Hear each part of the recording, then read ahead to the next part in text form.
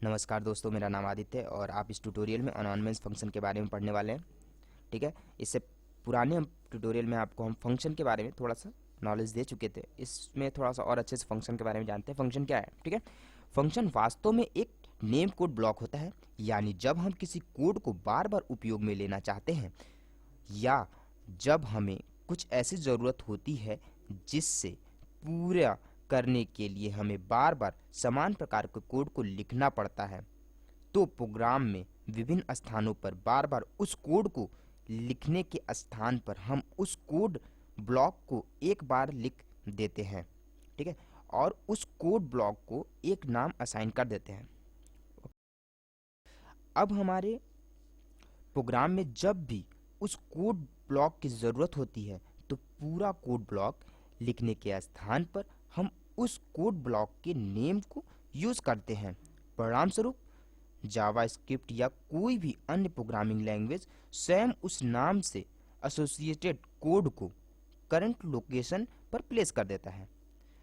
ठीक है, इस नेम कोड ब्लॉक को ही प्रोग्रामिंग लैंग्वेज में क्या बोलते हैं? फंक्शन बोलते हैं। लेकिन जावा स्क्रिप्ट प्रोग्रामिंग में अक्सर हम ऐसे कोड ब्लॉक या फंक्शन क्रिएट करते हैं जिसका कोई नाम नहीं होता। इस प्रकार के फंक्शन को जावा स्क्रिप्ट में एनॉनिमस फंक्शन कहा जाता है। और जावा स्क्रिप्ट जैसे interpretive basic type scripting language में विभिन्न प्रकार की ज़रूरतों को पूरा करने के लिए इसका बहुत ज़्यादा प्रयोग किया जाता है। सामान्यतः एनॉनिमस फंक्शन तब क्रिएट किया जाता है जब हमें किसी कोड ब्लॉक को केवल एक ही बार एक्सिक्यूट करना होता है, लेकिन इसके अलावा भी एनॉनिमस फंक्शन के कई उपयोग हैं। जावा स्क्रिप्ट में फंक्शन डिक्लेरेशन व फंक्शन एक्सप्रेशन के रूप में दो तरीके डिफाइन किए जाते हैं और दोनों की स्थिति में फंक्शन अपने होस्ट इन्वायरमेंट और प्रॉपर्टी के रूप में इम्प्लीमेंट होता है। जैसे फर्स्ट प्रकार का फंक्शन हम लोग कैसे क्रिएट करते हैं, जैसे हम लोग फंक्शन लिखते हैं, फंक्शन एंड फंक्शन नेम डालते हैं, फंक्शन नेम। ठीक है, ये फर्स्ट डाल देते हैं और अगर यहाँ पे हमको आर्गुमेंट देना है तो दे सकते हैं, नहीं देना है तो कोई बात नहीं। और ये हमारा फंक्शन नेम हो गया अलर्ट।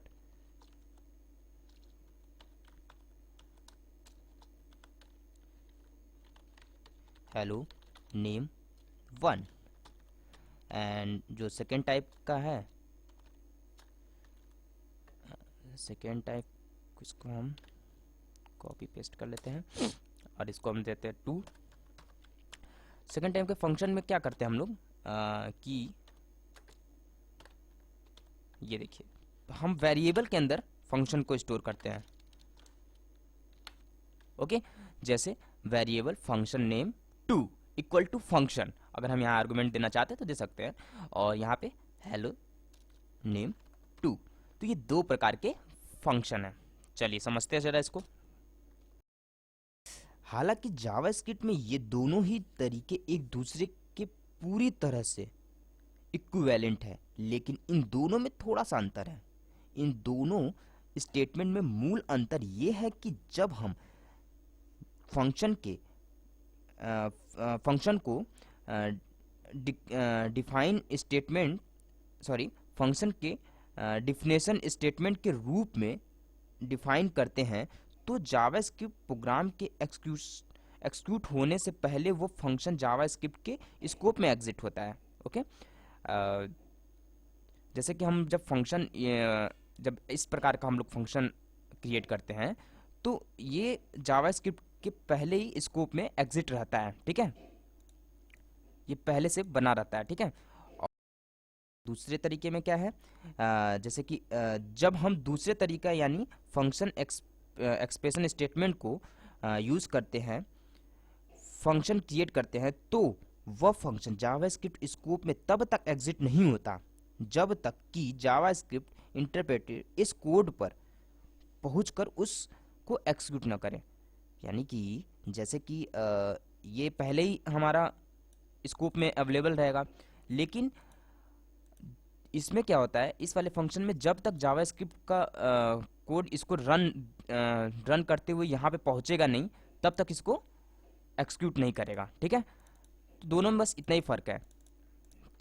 जैसे कि अब हम इसका थोड़ा सा आपको आउटपुट दिखाते हैं। जैसे कि हम यहाँ पे लिखते हैं सिंपल सा फंक्शन नेम वन और डाल देते हैं, तो ये क्या है कि ये ऑटोमेटिक ये पहले से रन है स्कोप में, ठीक है। अब इसको सेव करते हैं और इसको हम ज़रा देखते हैं, तो देखिए हेलो नेम वन आता है इसमें, ठीक है।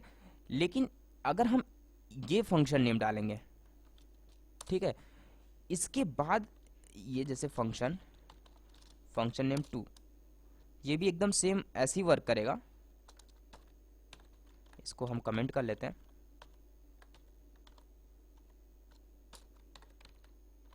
ये देखिए हेलो नेम टू, ओके, दिख रहा है हेलो नेम टू।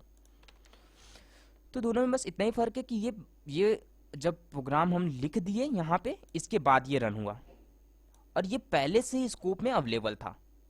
बस इसमें ये खास अंतर है। और इसके अलावा ये दोनों फंक्शन एकदम एक दूसरे के इक्विवेलेंट हैं, ठीक है। तो दोस्तों आपको हमारा ये ट्यूटोरियल समझ में आया होगा। अगर इसमें कोई कन्फ्यूज़न हो तो आप हमसे कमेंट बॉक्स में पूछ सकते हैं। वीडियो पसंद आए तो लाइक करें, और हमारे वीडियो से अपडेट रहने के लिए सब्सक्राइब करना ना भूलें। Thank you for watching.